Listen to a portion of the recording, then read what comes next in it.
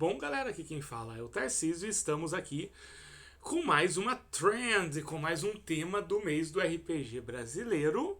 E hoje o tema é comédia. Olha só, é muito interessante esse tema, assim, pra mim. Eu vou falar comigo, depois eu vou apresentar dois jogos da história do RPG brasileiro que tem a ver com comédia. Eu, particularmente, uma das coisas que me faz me afastar muito de RPG em grupo, mas eu ainda jogo em grupo, mas agora eu gosto de jogar muito um mestre e um jogador, né? Porque aí tem a imersão e tudo. Mas uma coisa que me deixa um pouquinho afastado de alguns grupos, e principalmente de streamings de RPG, é o fato de ter piada o tempo todo. E assim, quando é piada dentro da história, tipo, é o personagem fazendo piada, eu acho muito bacana. Que é por isso que eu gosto bastante do Critical Role. Eles fazem muita piada, eles dão muita risada, mas eles dão in character, né? Eles dão dentro do personagem, dentro da história. Eu gosto disso, eu gosto bastante.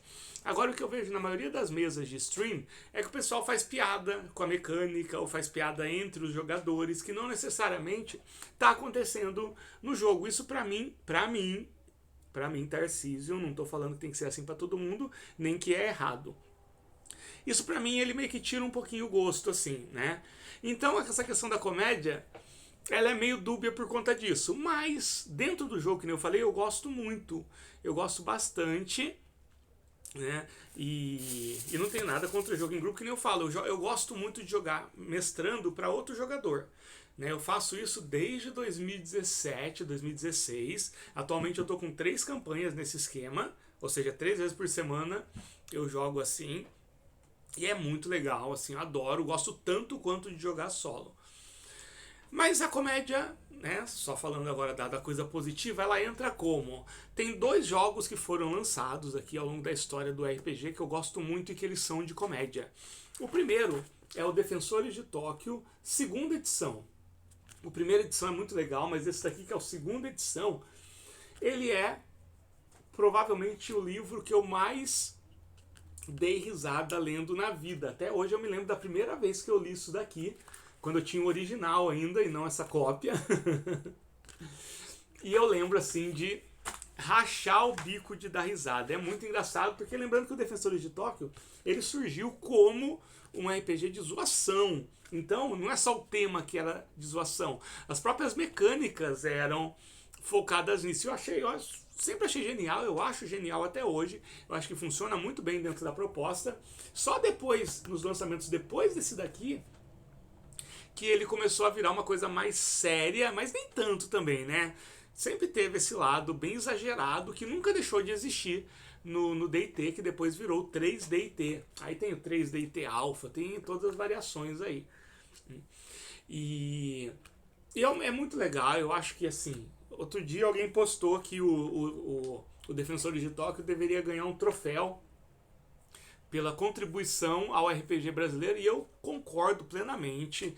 Eu sei que tem muita gente que não gosta das mecânicas, mas além das mecânicas, para além das mecânicas, foi um RPG que chegava em bancas de jornal de cidades em que nada mais chegava. Na minha cidade tinha uma banca de jornal que abria só de fim de semana, e chegou tanto o primeiro quanto esse daqui em preços muito acessíveis. Então fez muita gente que ou estava fora dos grandes circuitos de RPG da época, que era só as grandes cidades, ou não tinha dinheiro para fazer o pedido pelo correio na época, ou os dois, ou não tinha dinheiro e estava longe das grandes cidades, ter contato com isso. Eu não teria tido contato com nenhum outro material de RPG se não tivesse sido o Defensores de Tóquio e a Dragão Brasil, né? Porque ele saiu como especial Dragão Brasil. Sim, eu não teria. Por anos eu teria ficado longe do RPG se não fosse o Defensores de Tóquio. E até hoje a maior campanha que eu fiz na vida em grupo é desse aqui, Defensores de Tóquio, segunda edição, que foi uma campanha que durou mais de 9 anos, quase 10 anos.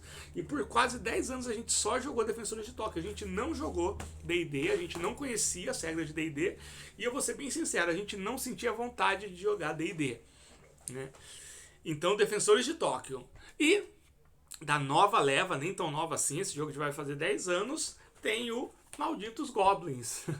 Que esse jogo é muito importante por vários motivos, e o principal dele é que esse daqui, que é o Advanced Malditos Goblins, ele não tem a data aqui, se eu não me engano, não tem a data, mas eu acho que é de 2012.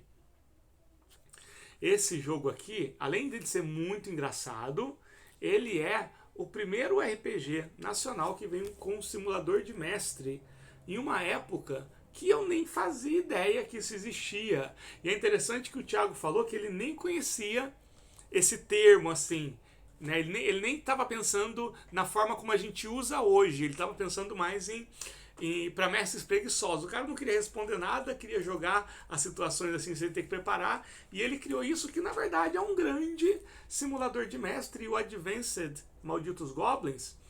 Embora ele não tenha se apresentado assim, o Thiago nem tenha percebido isso, mas ele foi o primeiro RPG brasileiro com simulação de mestre. A gente já tinha RPG solos antes, como a Fortaleza de Berdolock, o RPG Quest, mas que eles funcionavam mais, por exemplo, o Fortaleza de Berdolock ele é um dungeon crawl. O RPG Quest ele era mais um board game, e o board game sempre teve essa vibe solo. Agora, RPG com simulação de mestre, o primeiro, mesmo que não tenha se apresentado assim, mesmo que talvez nem tenha sido a intenção do Thiago, foi o Advanced Malditos Goblins. É muito fantástico isso. Então, quando eu penso em comédia, eu penso nesses dois aqui. E curiosamente tem gameplay dos dois aqui no canal. Tem gameplay do Defensores de Tóquio original, que acho que é a Aventura de Juanito, se eu não me engano. E tem o dos Malditos Goblins, que é do Barbarex, né? As aventuras no reino de Barbarex, acho que tem até 8 ou 9 e a aventura não terminou, né? É que todos os meus goblins morreram e eu tô com preguiça de criar novos, mas a aventura continua e o reino de Barbarex, ele continua e ele existe. E como tudo que eu faço, ele é interligado. Em algum momento ele vai aparecer aí em outros jogos meus. Bom, galera, a gente se vê.